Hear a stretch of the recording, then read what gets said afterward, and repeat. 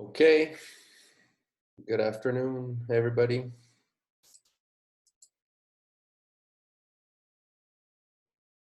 Let's start this up. So last time we started looking at the directional derivative, and I've just copy pasted the last thing I wrote yesterday. So this is the definition of the directional derivative of f at the point x bar in the direction of u. So let me remind you. So I'm going to restate it. So here's our definition. So I need f, a function, x bar is a point in the domain of f,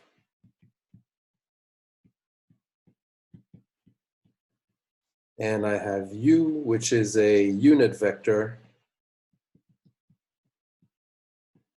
This is the direction in which I want to take the directional derivative. So the directional derivative of f at the point x bar in the direction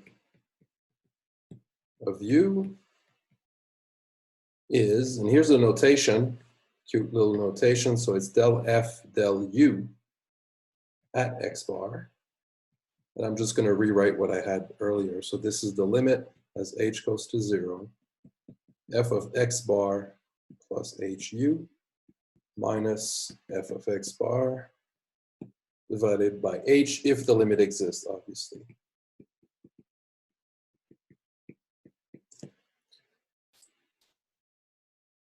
Let's have some more people in. Good.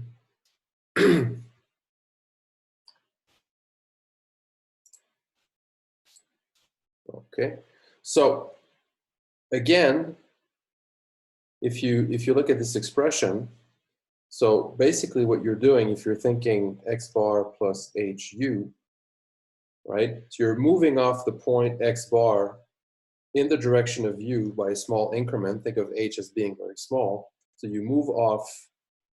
So let's say this is the xy plane. We're looking at the domain.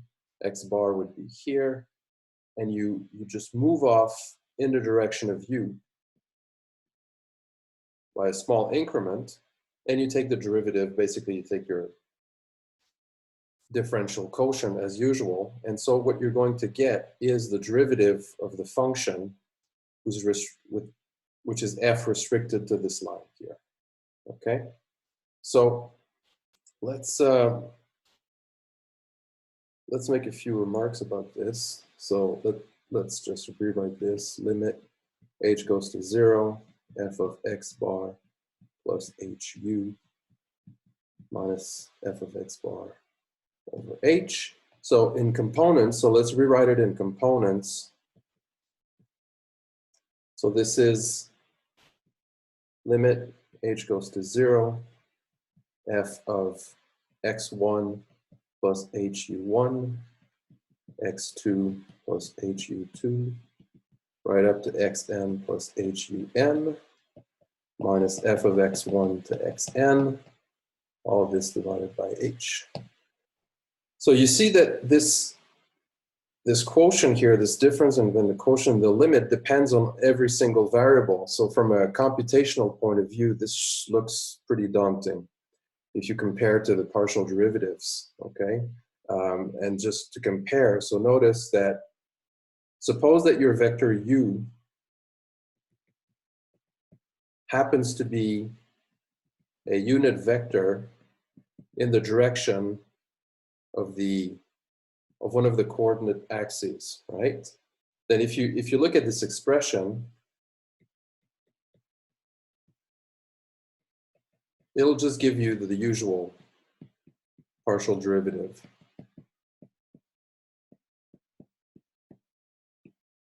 Okay, so we've got basically something more general, so we can use any direction whatsoever. And if we take the the unit vectors and the coordinate directions, then we'll get the partial derivatives. Now these were easy, so easy to compute because it depends on only one variable.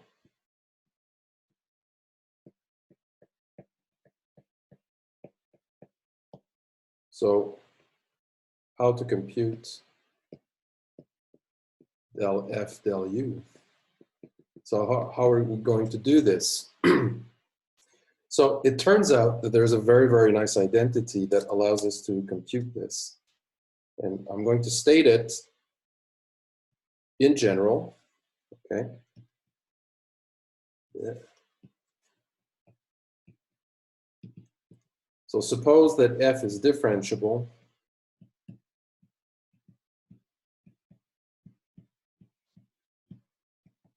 at the point we're interested in, then, and I'm keeping the same notation I had earlier, then it turns out that you can compute del F del U at X bar in this way. And it's very, very straightforward. It's not obvious why this is true. I'll try to convince you. So this actually turns out to be del F del X1 at X bar times U1 plus del F del X2 at X bar times U2, right up to del F del Xn at X bar times Un. Okay, so basically what you need to do is to compute all the partial derivatives and just multiply by the components of your unit vector, right? So recall that these numbers U1, U2 to UN are the components of the unit vector. That's the direction you're interested in, okay? So why is this true? Okay, so I'm not going to show you the proof for n variables because there's just lots of stuff flying around, but I'm going to do the proof for 2 variables. Okay, so I'm going to go back to my original setup from yesterday, so let me do that again. Okay, so recall from yesterday.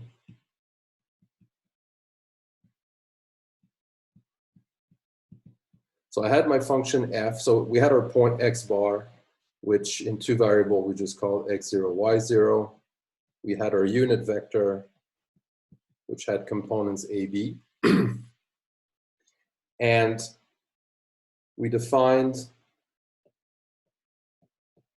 that's where the whole previous expression came from. So we defined g of t to be f of x of t, y of t, where x and y are the parametric representation of the line, right? So x of t is x0 plus ta, and y of t is y0 plus tb.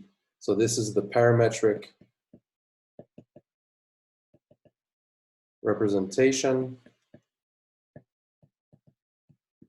of the line through x bar parallel to u. Okay? And so G is the restriction of f to this line. Okay? So if you remember the picture, we had our point x bar, we had the direction u like that, and we looked at the line like this, we had our graph like that, and we're just basically looking at what's happening over this line, okay? And so the directional derivative that we're looking for, del f del u at x bar, is the derivative of this function g at this point, but since we have a parametric representation in terms of t, you see that the point corresponds to t equals to 0. So notice that at t equals to 0, g of 0 is f of x0, y0, right? So this is the point which is right over here. Okay, so this is what we want to compute, okay? And our function, again, is g of t equals f of x of t, y of t. Now, you look at that, and you remember that the last section we covered was about the chain rule, so that's the trick, right? So that's what we're going to do. So to find the derivative of this at 0, I'm going to use the chain rule. Okay, so let's just take this.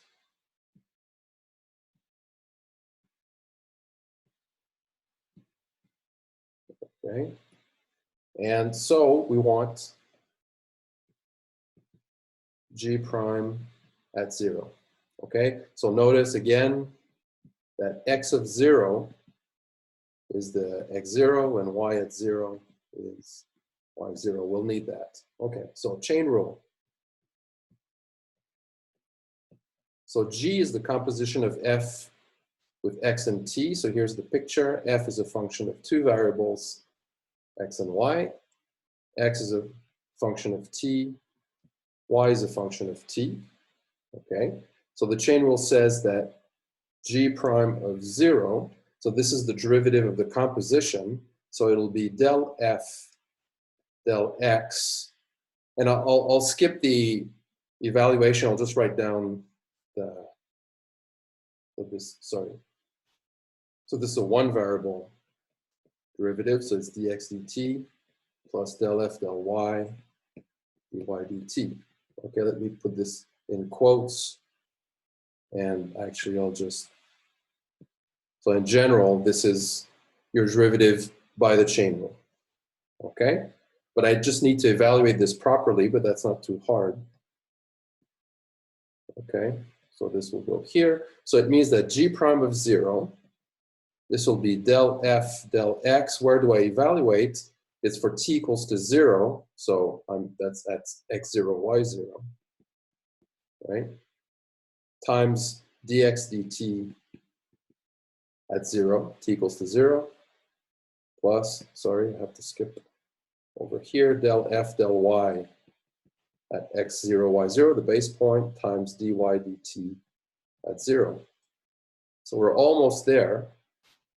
So last thing to notice, so what is dx dt and what's dy dt? Well,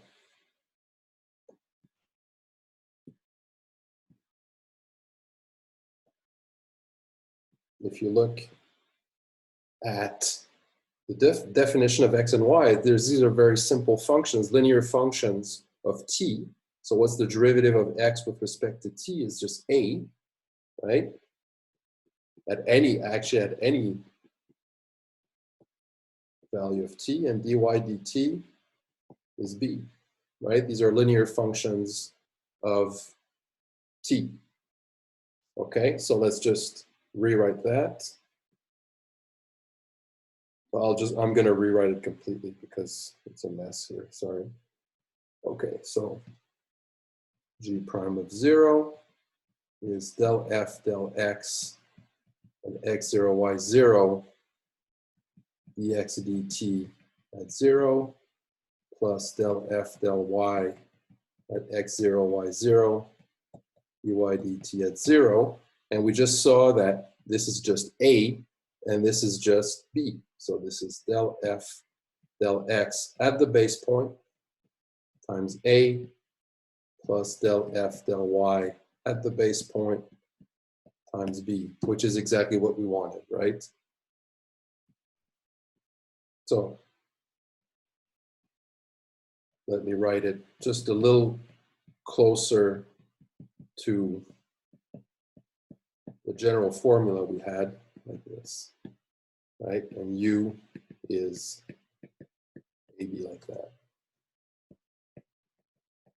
Okay, so that's how you get this this expression for the directional derivative. So it turns out that it's not harder to compute than partial derivatives, or not much harder, as long as the function is nice enough, okay? So let's just rewrite that in general. So again, del f, del u at a base point, you want that. What you need to compute are the partial derivatives at the base point, and you simply multiply by the components of the unit vector.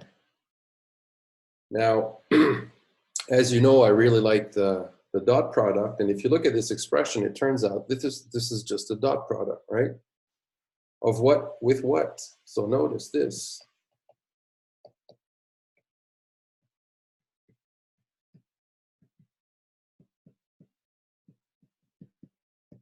Right? So what is it? It's the dot product of the following two vectors. The vector whose components are the partial derivatives at the point you're interested in, dot the vector u, like that. Okay? So we'll get back to that next time. I don't want to overload you this week. We've seen a lot of stuff, okay? But this vector here, this is called the gradient vector. It's a very, very useful little object. And this is just our direction here. So to get the directional derivative, you take the dot product of your gradient, which we'll see next week. And this is our direction here, right? So it turns out, so it's actually pretty easy to compute. Okay, so basically that's what I wanted to show you today, okay? So next week, I'll do some examples. I'll refresh your memory about this. Quick review, plus examples. And then we'll keep on going with the gradient and see how we can use it for many useful things. Okay, so any questions?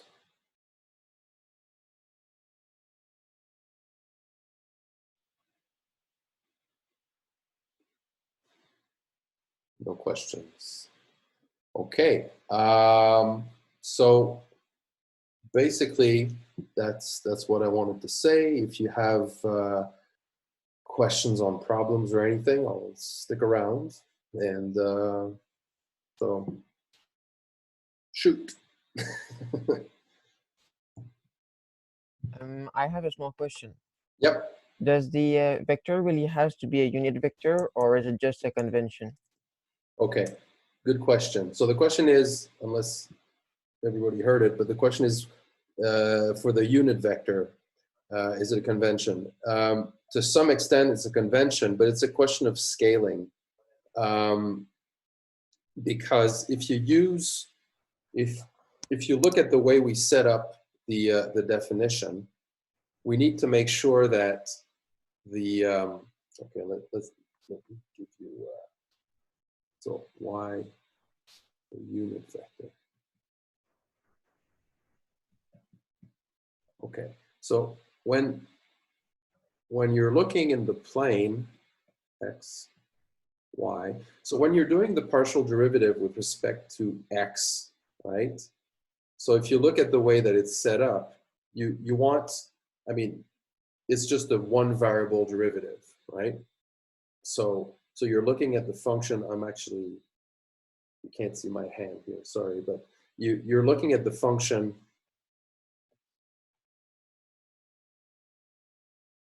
over, let's say, the x-axis, right? And you take the derivative of this, okay? Or if it's in the direction of y, then you'd be taking the derivative of this. But now if you skew this, you want to make sure that the units that you're using on this line are the same as the ones that you'd be using on x and y. So basically you want to scale this by 1. I don't know if that if you see what I'm saying. But so you could parameterize this line in many different ways, right? So x0 plus tu. But basically what you want is when t is 0, you're at the point x0, and when t is 1, you want to be 1 unit away from, otherwise you're going to be scaling your derivative. You're going to have a different factor of scaling, right? Okay. Yeah? Okay. Thank you. Okay. It's possible, so I'll show you next week, but it's, I mean, a long time ago when I used to teach like engineering math classes as a postdoc, we'd have to prepare the kids for their exam. They have this big exam, calculus. And there's always a question where they ask to compute a directional derivative and they give a non-unit vector. It's a little trap, right? So you have to first choose a vector which is a unit vector in the same direction and then compute with that. It's a typical, it's sort of a silly question, but I'll show you an example next week. You'll see. Okay, thank you. All right.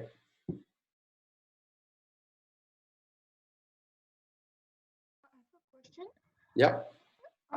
I don't understand what E bar means. Which one? E bar, like for example, f of E bar is equal to blah, blah, blah. E bar, you mean this? Yes. I'm not sure either. Where did I use that? Is there a slide where I used that? Yeah, a few times in the previous slides. Okay. Let's see.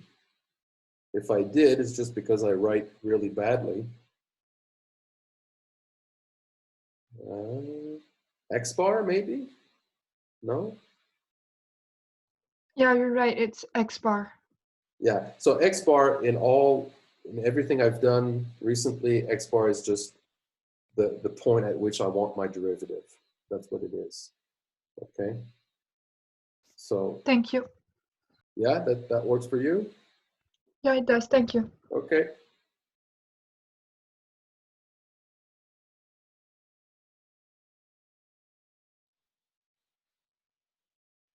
Other questions?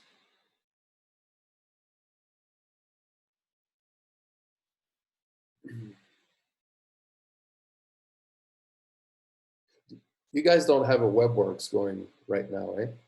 I don't think so. Or do you? No. I don't think so. Okay, No, I'll we try to don't. set, no. Okay, I'll try to set something up. I'll see what I have. Okay. This is weird.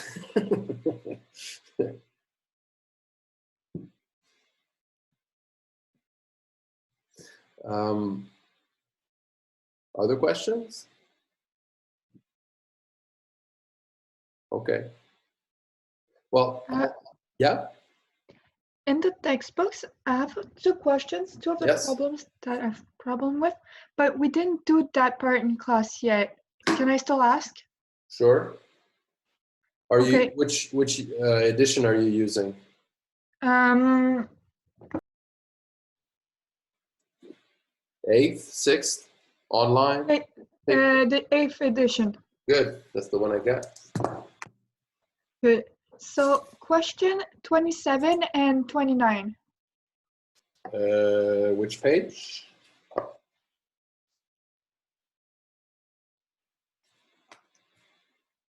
Page 997. 997.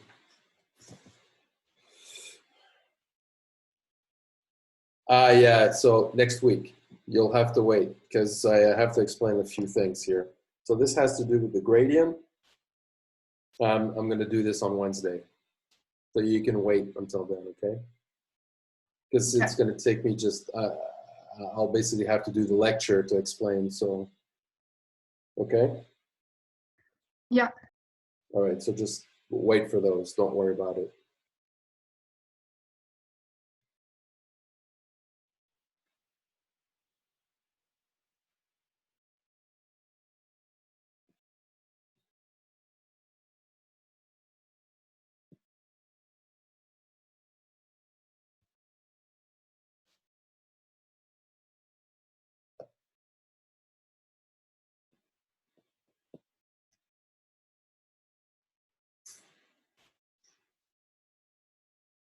Yeah, other questions?